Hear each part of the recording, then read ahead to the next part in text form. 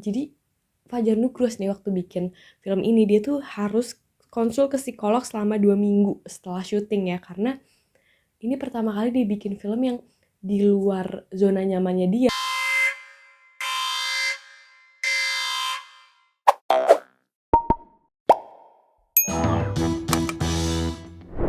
Hai kawan Puan, balik lagi di konten Sinepuan.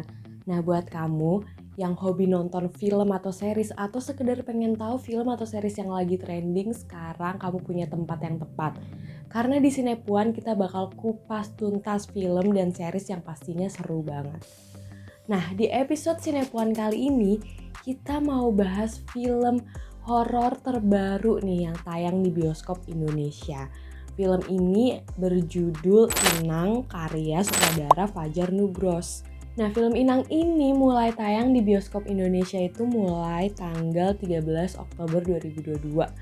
Dan film ini dibintangi oleh sederet bintang artis ternama yang pasti udah nggak asing lagi di telinga kawan Puan. Jadi di sini tuh ada Naysila Mirdad berperan sebagai Wulan, terus ada Lydia Kandou, ibunya Naysila Mirdad, di sini berperan sebagai Eva. Kemudian ada Dimas Anggara, di sini berperan sebagai Bergas, dan juga Rukman Rosadi berperan sebagai Agus.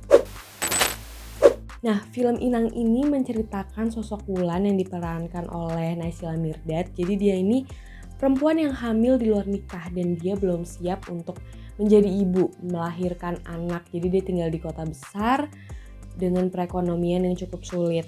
Nah akhirnya dia mencarilah itu keluarga asuh untuk calon anaknya dan dia ketemu sama pasangan Eva dan Agus. Nah Eva dan Agus ini juga ngajak Wulan untuk tinggal bersama mereka supaya terjamin lah dan supaya Wulan juga nggak usah menanggung beban berat dengan biaya ngontrak dan lain-lain. Keramah tamahan, kehangatan keluarga Eva dan Agus ini bikin Wulan betah dan seneng banget ada di rumah itu. Sampai suatu ketika Wulan merasakan kayaknya ada sesuatu yang janggal deh dari keluarga ini. Dan mulailah dari situ terkuak teror-teror mitos-mitos yang menyeramkan dari keluarga Eva dan Agus, apalagi ditambah dengan kepulangan Bergas, anaknya Eva dan Agus gitu. Nah kawan Puan, menurutku ya setelah nonton film Inang ini menggambarkan keresahan perempuan di kota besar, terutama kayak kota Jakarta ya, dan perempuan ekonomi kelas menengah ke bawah, dimana di sini perempuan nih apalagi kalau misalnya hamil atau ibu tunggal itu tuh mereka benar-benar harus berjuang hidup nggak cuma buat dirinya sendiri gitu.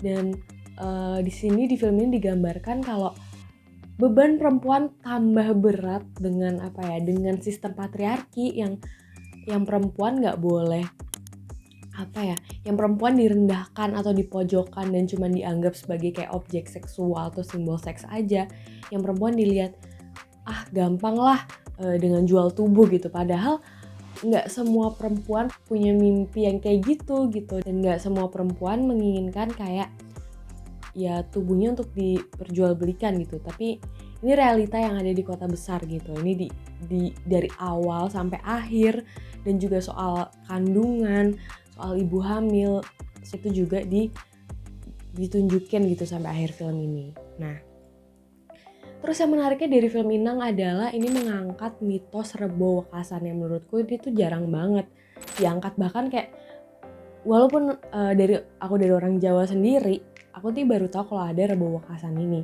Dan ini menambah kekayaan lagi budaya mitos Indonesia yang dijadiin film gitu.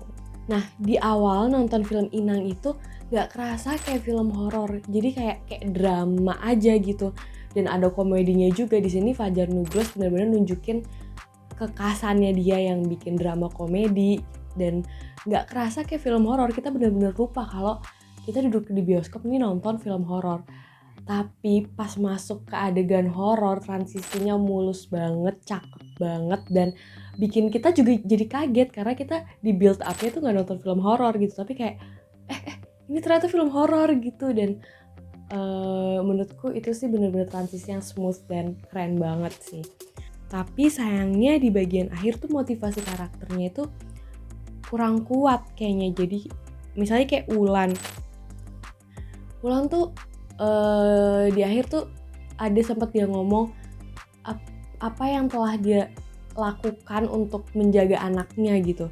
Jadi kurang sinkron aja gitu apa yang dialog yang Wulan katakan sama apa yang telah dilakukan buat benar-benar menjaga anaknya gitu. Wulan tiba-tiba berubah menjadi benar-benar agresif, benar-benar berani. Ini benar-benar beda banget sama karakter awalnya. Mungkin ini sebuah development, tapi menurutku ini developmentnya kayak kurang smooth aja gitu, nggak se-smooth perpindahan dari plot drama ke plot horornya. Terus juga kehadiran Bregas yang awalnya kita nggak tahu ini siapa gitu, tapi tiba-tiba muncul. Dan Bregas tuh awalnya cuek, yang benar-benar nggak ada kemanusiaannya itu dari Bregas gitu. Tapi di sini nggak tahu apa pemantiknya Bregas tuh bisa punya punya rasa kemanusiaan yang begitu tinggi gitu, rasa perhatian yang begitu tinggi pada Wulan. Padahal dari awal di build up-nya karakter dia tuh bener-bener cuek dan cukup egois gitu. Nah, secara visual, secara sound menurutku Inang nih oke banget. Menurutku bener-bener visualnya tuh cantik, bagus, menegangkan.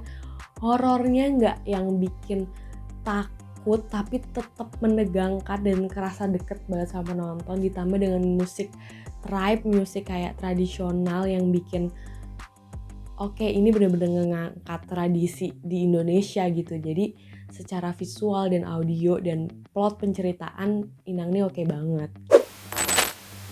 Nah kawan puan, sekarang kita masuk ke fun fact dari film Inang.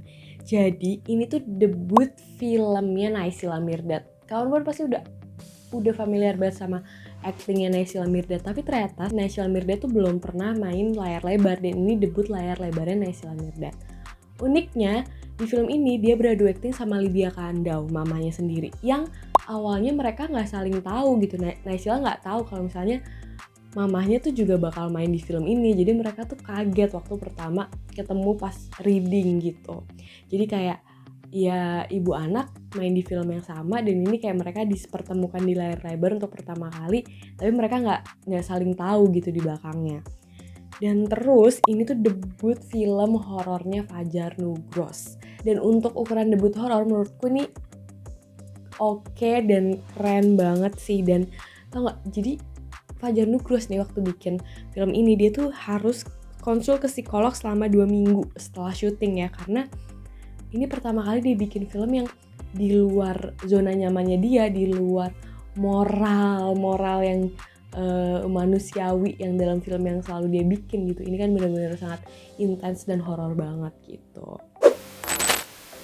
Oke kawan puan, setelah nonton film Inang, aku mau kasih skor film ini 8,5/10. Karena menurutku untuk debut film horor, untuk film horor yang gak bikin stres, dan film horor yang plotnya halus, bagus, ini Inang nih oke banget. Ini juga buat teman-teman yang suka film horor yang Indonesia banget, menurutku Inang nih jadi pengetahuan baru juga gitu buat kawan puan. Nah kawan puan, segitu dulu buat Sinepuan episode kali ini. Jangan lupa di like, subscribe, dan komen untuk nextnya kita harus review film atau series apa. Dan sampai jumpa di episode berikutnya ya. Bye bye.